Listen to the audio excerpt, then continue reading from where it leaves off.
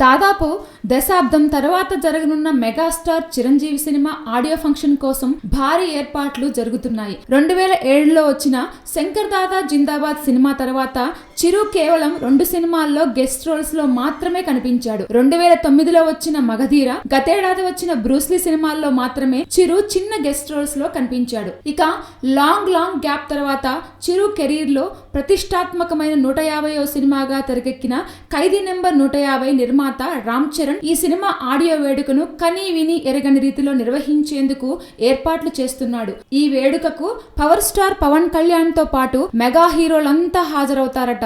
ఈ ఫంక్షన్ కు హాజరవుతానని పవన్ ఇప్పటికే మాటిచ్చాడట. ఇక ఈ ఫంక్షన్ కు వేల సంఖ్యలో మెగా ఫ్యాన్స్ ను ఆహ్వానిస్తున్నారు.